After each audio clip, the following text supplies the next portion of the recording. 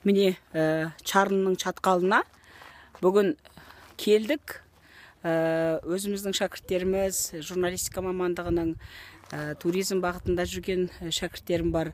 Барлығы бүгін ат салысып, Чарынның қойнауына түсіп, өздерінің бар өнерлерін салып, шығармашылықты қалыптастыруда рухани байлық алып жатыр. Мынау менің алдында кетіп бара жатқан шәкірттерім, өздеріңіз көріп отырғандай, осы сабақ арқылы шығармашылыққа баулу, креативті ойлау деген дәріс арқылы бүгін осындай тамаша ортаны, тамаша байлықты, былайша айтқанда әлем бойынша екі-ақ жерде орналасқан каньонға, біреуі Колорадо штатында, екінші осы Қазақстанның оңтүстік шығысында орналасқан, кезінде теңіз болған, Нұх пайғамбардың кемесінің ізі қалған, бүгінгі таңда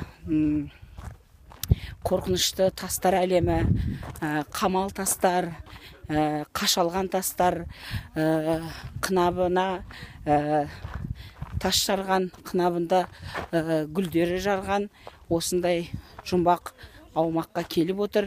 Бұл жер бүгінде Мұқаңның басқан, бүгінде Бердібек Соқпақбаевтың, Оразалы, одан кейін Заманбек Нұрқалиділовтардың ауылының маңайында орналасқан үлкен ірілі шоғырлы тау ойнауы болғаннан кейін, осы таудың мәрттігіне, осы таудың биіктігіне, осы таудың құздығына арналған дәріс сабақтарымыз бүгінде экран беттерінде, YouTube беттерінде шәкірттердің шығармашылығының нәтижесін ертең көреміз деген үмітте отырмын.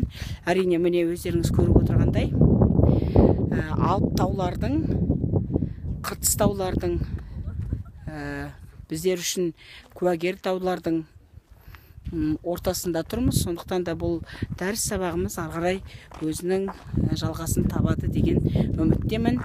Ал енді шәкірттерімізге тоқтала кететін болсақ, мысалы туризм қоғаммен байланыс Ғалымбек өзіміздің ортамызда.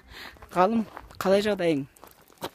Жағдай керемет, рахмет. Гүлжан апай, арасында да бір өте ерекше керемет жер екен.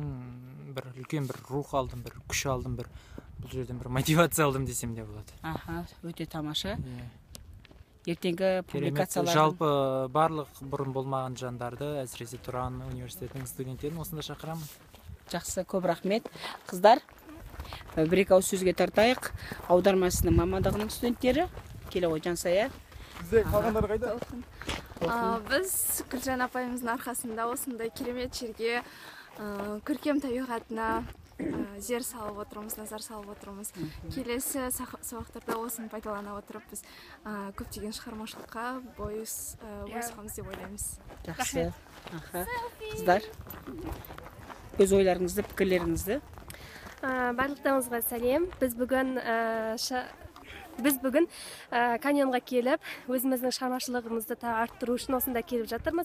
Өте тамаша табиғат, сіздерге де кеңес беремін. Осында келіп, өздеріңіздің көзқарастарыңызды дамыта түсіңіздер деген келеді. Жақсы, рахмет.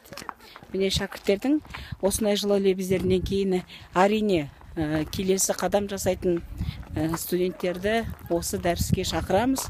Әрине бүгінгі жол 210 километр, мынаны шатқалдың ішін қосатын болсақ, одан да 220 километр деп жалпы есептейтін болсақ, барып қайтуы сол 500 километр жолды алып тұр. Әрине бұл жолда шаршайтын да, шаршамайтын да болады. Әйтсе де осында табиғаттың сиқырлы жолы. Мысалы қарасаңыздар, өзге ұлт өкілдері де мысалы келе жатыр. Міне қай мемлекеттен келген? Таиландтан келіп отыр. Қандай? Hello. Бізде жоқ, істеп тұрған жоқ.